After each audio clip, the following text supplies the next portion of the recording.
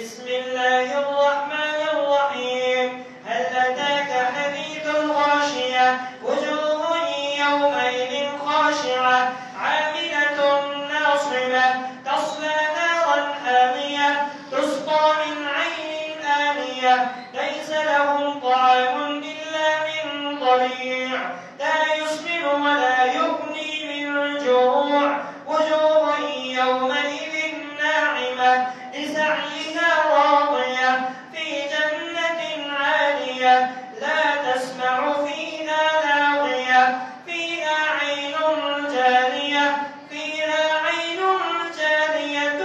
فيها سرر مرفوعة وأكواب موضوعة ونمارق مصفوفة وزرابي مبثوثة. أفلا ينظرون إلى الإبل كيف خلقت وإلى السماء كيف رفعت وإلى الجبال كيف نصبت وإلى الأرض كيف سطحت.